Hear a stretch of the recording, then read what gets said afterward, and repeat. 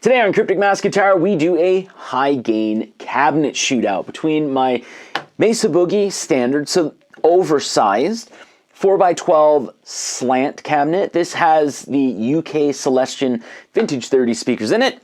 We're going to put that up against my Marshall AHW, which has the G12 H30s in it.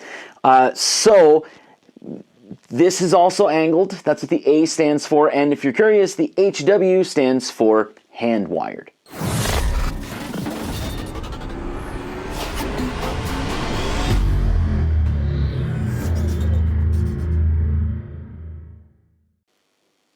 I know you're trying to type. I'm going to explain hand-wired, and then we'll talk about the shootout, and then we'll actually play. So this is meant to complement the 1959 HW, so the hand-wired 1959 100-watt Marshall head. That's actually why this says 100 instead of 120, because this actually has 120-watt power handling. They're all hand-wired. There's no robot dogs doing that and stuff like that with the cabinets. It's just part of the hand-wired series. So I know you're trying to type, they're all hand-wired. Just don't worry about it. So I'll lay out the shootout very quickly and then we'll actually start playing. So I have 3 sound samples. It's in a recorded environment, so you're going to hear double tracked along with a drum track. I try to stay away from using bass tracks because it does actually take away from the overall sound of the cabinet. Some people are a little worried, hey, I won't be able to hear the difference between the cabinets because there's drums in there.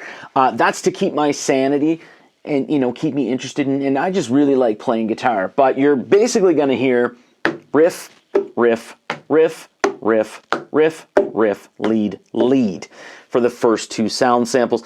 I have like a weird custom tuning that I use for the first one, and then the second one I do an E standard, and that's with a Mesa Boogie Mark IV Rev B. And with that, I try to, because people like hearing that, and I like doing it because it's different from what I would do. I do use a scooped setting, and I try to actually, on the graphic EQ, put a little more low end into the sound, just so you can hear how both of the cabinets handle it. After that, we actually play both of these. So this hard pan left, this hard pan right.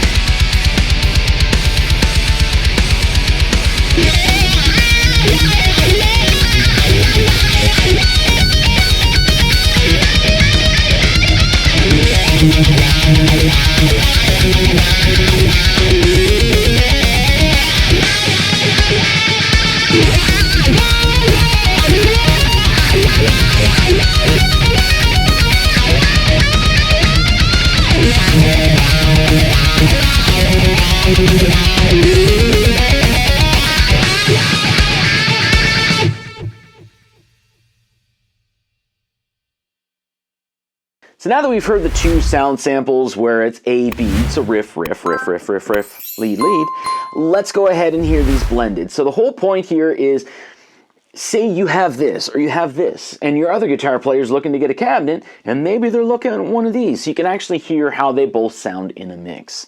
So hard pan left, hard pan right, and then I do centered for the lead and then centered for the second lead.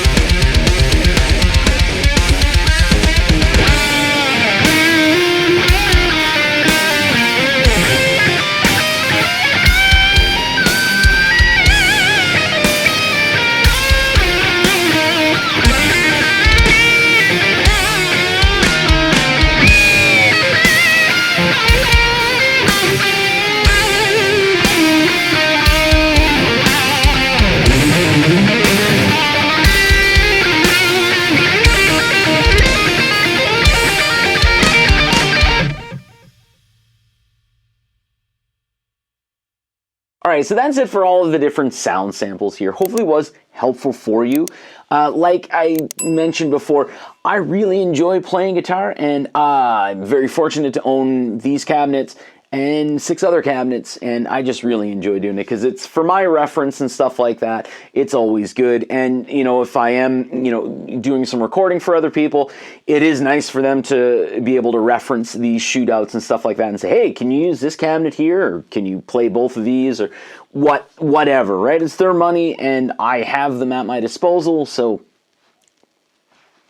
helps them out. So this cabinet here, new to me. I have used vintage 30s in the past, but that's always one speaker that if you get vintage 30s from, you know, like 6 different manufacturers or cabinets that have them in it, most of them all sound different. So it is nice to kind of have that appropriate flavor, because most of the Rectifier, like 98% of them, have vintage 30s rather than C90s. But I also have an angle oversized cabinet that has the Chinese vintage 30s in it, and I'm going to probably do that shootout next. But it is nice to be able to kind of compare it and hear what it sounds like. Anyway, so when it comes to how I like to record this and even this, typically what I do, I use a Neumann TLM 107. I do have an SM57, an E609, an SM7B, and an i5. I've had like 37 or 40 different microphones over the years.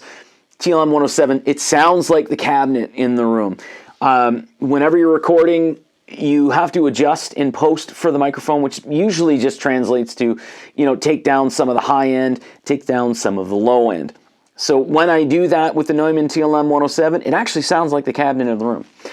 So what I like to do is I'll put it like 11 to 14 inches away, slightly off axis, aimed at the cone. For both of these speakers here, or both these cabinets with the speakers within, if that sound doesn't work for what I'm going for, what I'll do is I'll actually start moving it back. So I usually start like 11 or 12 inches, and then I'll start just gradually moving it back so it's between like 13 and 14 inches away.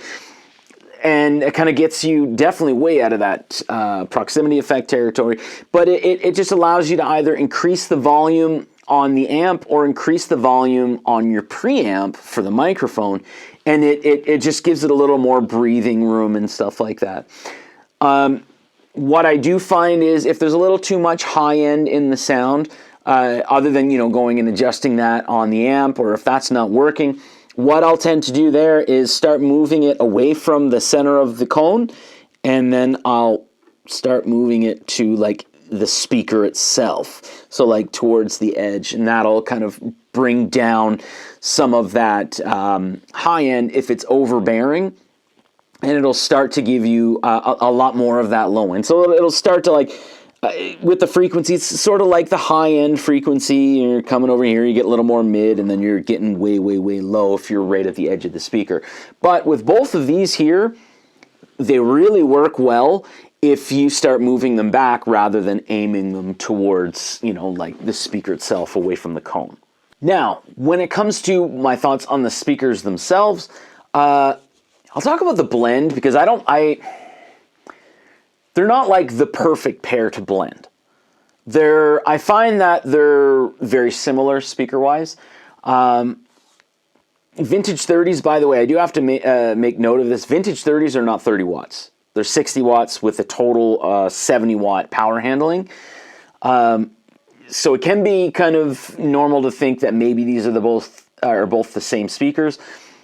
These here are the heavy magnet greenbacks. Technically, they're not.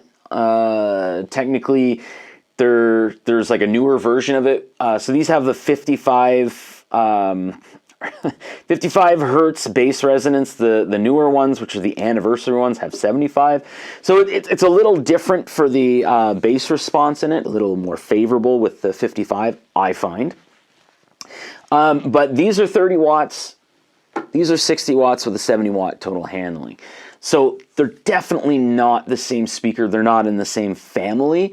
The Vintage 30, when you look into it, what it was modeled after was this speaker and the Celestian Blue, I believe. You can correct me. There's people there, connoisseurs on the Vintage 30.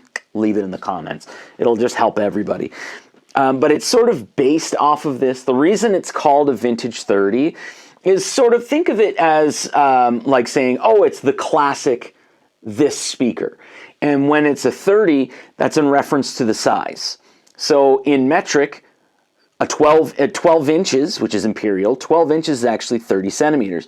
So I hate saying this, but back in the day, when you would record, whoever I was recording with, like if it was another guitar player, we would generally say, oh, we're going to use the Vintage 30 centimeter as the speaker, in like the most annoying and crappy British accent.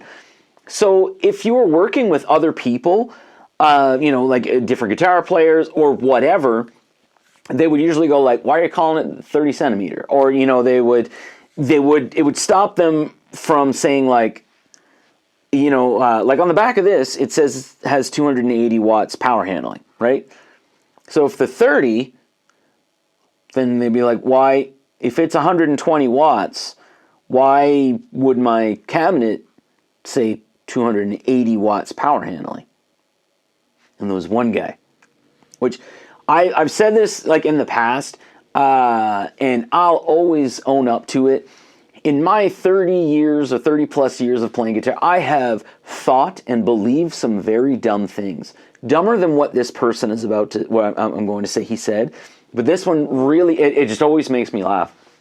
So it was, okay, well, this thing says 280 watts of power handling, and it's 30 watt speakers, and there's 4 of them, so isn't that 120? So, like, does it mean that the wood that's being used, does that actually absorb some of the power? So you can actually crank it a little more because it's using this certain type of wood? I have thought dumber things. There's probably things that I've heard when I was young and never looked into it that are dumber than that, but I still find it funny.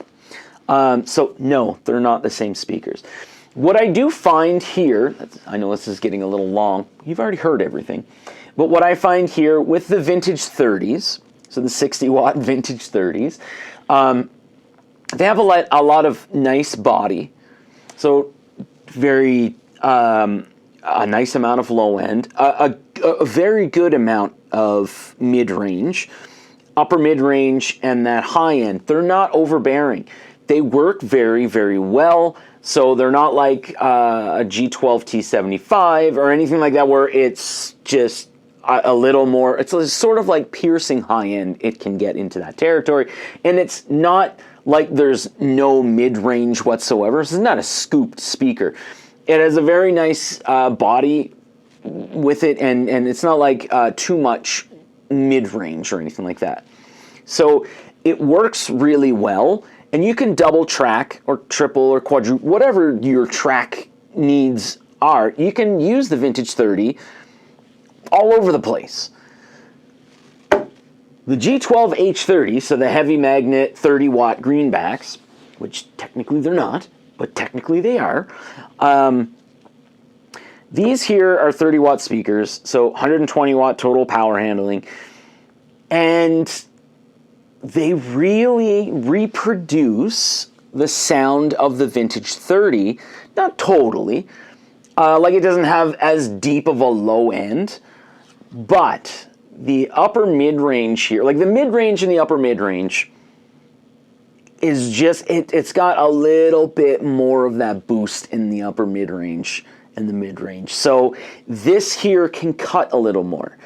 And because it's at a lower wattage, you can kind of make that work into your favor, I would say. So this would cut a little more, whereas this is just very, very solid. You can definitely double, triple, quadruple, whatever your track needs are with this speaker over and over. Both of these here in a blend, they're not the best. In a recording scenario, you're more than likely going to do more than just correct for the microphone. So you're probably going to, I would say you'd probably want to boost the high end here, and you'd probably want to bring the high end down a little bit on this. And maybe boost the low end and take a little bit of low end out of here. A lot of that does have to do with the oversized cabinet itself. But I think blending both of these speakers together, it's not going to be bad or anything like that, but it's not going to be as favorable. There's not going to be like all of these different frequencies that are, you know, being filled out. So this here doesn't fill in what's missing here, and this vice versa. That's not how it works. You'll get a great sound, but it's not as if like they're the magic companion to each other, if that makes any sense. And with Vintage 30s, like UK version rather than the Chinese version, which just has a little bit, typically has a little bit of a confusing upper mid-range going into that high end, a little more high end in it.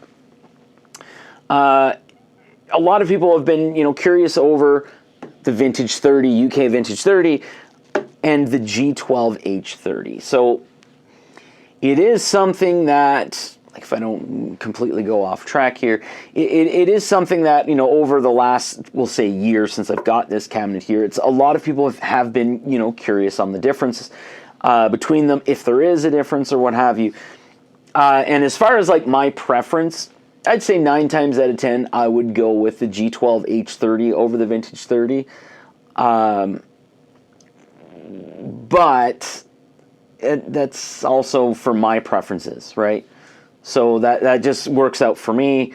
Whereas a lot of other times, a lot of people do prefer the Vintage 30. But like, you can't go wrong with the Vintage 30, and you can't go wrong with the G12H30. So if you're worried about making the wrong decision because you can't try them out, I don't think you'll make the wrong decision here if you go with either of these. I think they're somewhat similar enough with, you know, if you're looking for that a little more cut, you'd want to go here, and if you're looking for a little more bottom end, you'd want to go here. That's about it. I'm going to stop talking now. Thanks for watching. Also, I did the color correction myself. The AI tool was a little weird, and I'm partially colorblind, so I'm sorry with however the double gold top looks, because double gold means green gold, and I don't know what color that was. Thanks for watching.